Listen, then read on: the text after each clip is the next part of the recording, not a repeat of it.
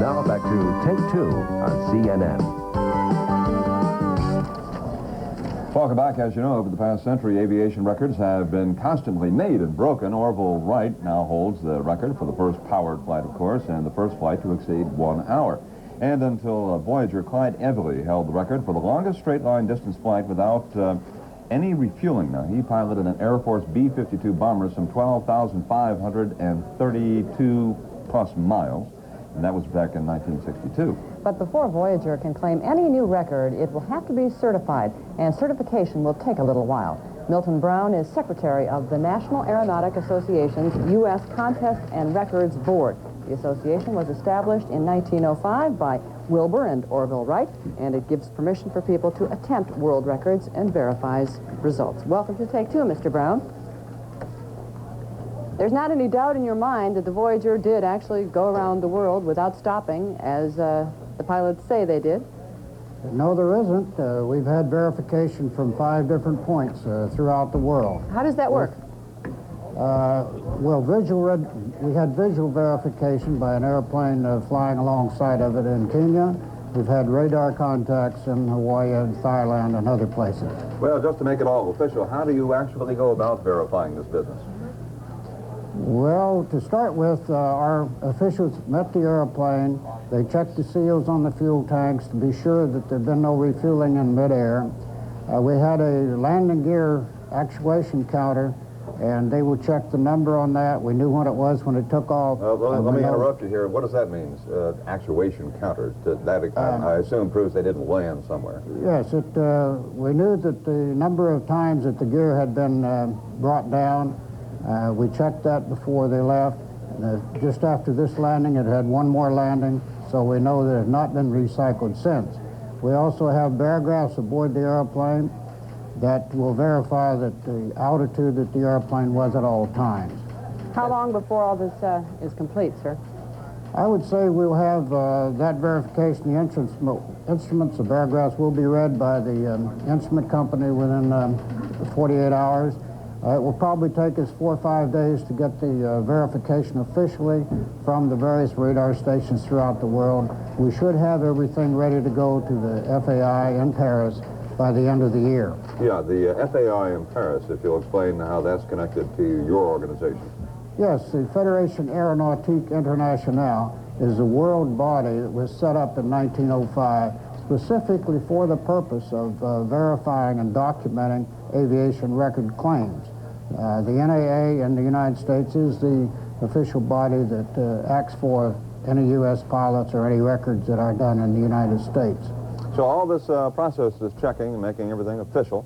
It's going to take from anywhere from, what, a couple of weeks to 6 weeks it could take? It'll take us 1 week thereabouts. I would say from 3 to 6 weeks for the FAI to go through their deliberations. It's an international committee that they have to convene. In your own opinion, Mr. Brown, how does the Voyager's accomplishment rank in the world of aviation records? Well, it is, they have accomplished 2 of the absolute world records. Distance in a straight line, distance in a closed circuit, and around the world non-stop and non-refueled. It's really a very, very significant milestone. I would compare it to Lindbergh's crossing the Atlantic, for example. Yeah, I think Dick or Bert Rutan said this is the last of such major, not corporate or government projects like this. In other words, we probably won't be seeing any more aviation records, at least along this line. Well, certainly, with the amount of money, effort that's involved, private individuals have very little chance of accomplishing the big records. It's been done by B-52s, the SR-71s, and the various military fighter airplanes. This is undoubtedly the last private venture that we'll see for many, many years. Got to ask you this, and all of your years in checking for aviation history and making sure that records were legally broken and all that, ever stumbled across a cheater? Not that was done intentionally. We've had people that tried to take advantage of things that happened during their flights, or where there was some loose interpretation. Cheating, no. We've never had any knowledge of actual cheating. Mr. Brown, we have to ask you in advance of our next interview, so we have some ammunition. We're interviewing somebody from the Flat Earth Society. Do you have real evidence that the Earth is round? I'm sorry, I didn't quite understand. I guess that kind of stunned you. Our next guest is a member of the president of the Flat Earth Society. And, of course, he is claiming this is all a hoax, that Voyager indeed did not circle around the globe because the Earth is not a globe, it's flat. And we just, in preparation of our next guest here, wanted to get a comment from you on that. Well, we think we have pretty good evidence that it's almost circle. It's almost a globe. Okay, that's We'll encouraging. quote you, Mr. Brown. Thank you for joining us today on Take Two. And as we mentioned, next up, we'll be talking with the president of the Flat Earth Society. Continues to say it is a hoax. We'll be right back. Now back to Take Two on CNN. Welcome back, 16 past the hour, and as we mentioned, as thousands cheered the globe-circling, non-stop flight of the Voyager this morning, and millions more watched on TV, there are about 3,000 people who take issue with that historic flight. They are members of the Flat Earth Society, and they argue it is okay to claim to have flown around the world, but not around the globe, because they insist the Earth is flat, like a platter. All they are doing, says Flat Earth Society founder and president Charles Johnson, is flying around in a circle. He adds it's all just another hoax. Another hoax we're dealing with, huh? Why do you think that this Voyager flight supports your view of the Earth still, I mean, that it's flat? Well, to fly around the world and to fly around the globe is two entirely different things. As our flat Earth map shows plainly, the route taken by these people, if they really took it, you know, is just circling around the world. I mean, you can imagine a big lake, you know, with a few islands in it, and you go out and fly around it. You've flown around the world, but it's nothing to do with the globe.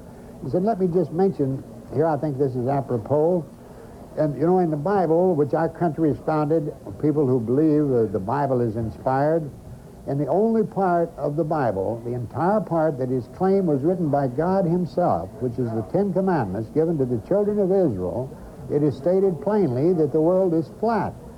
It speaks, you're not to bow down and worship anything in heaven above or in earth beneath. It establishes the fact that there is an up and there is a down. According to the greaseball theory, this theory came from Greece, so it's called the greaseball hoax. It's claimed, and it's also whirling around the sun, there is no up and there is no down.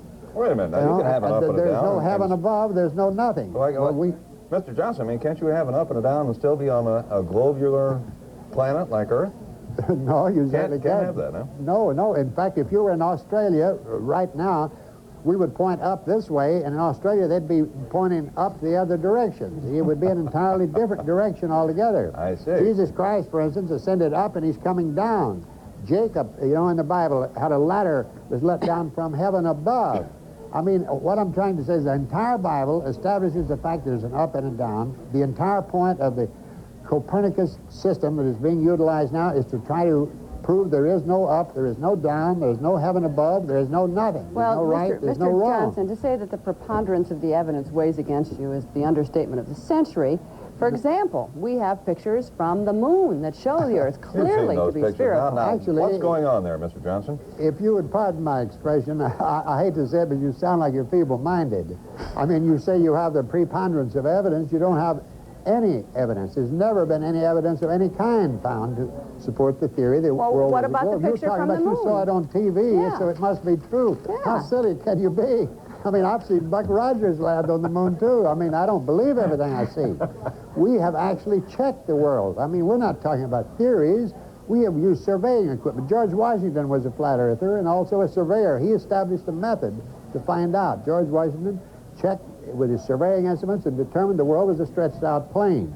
We have checked waters of all distances. We know pilots. We have members who are pilots who fly from Los Angeles straight across the ocean. Well, I don't want to plow that airline, Mr. Johnson, but let me ask you about this. What about the curvature of the Earth? I mean, you know, when you're flying along, speaking of flying along, you can definitely see a sort of curvature of the Earth. How do you explain that? I mean, that mystifies me. I didn't quite get your question. The curvature of the Earth, how do you explain that? When visually, with the eye, you know, you've been on top of a hill or flying along in an airplane, and you can see this curvature of the Earth.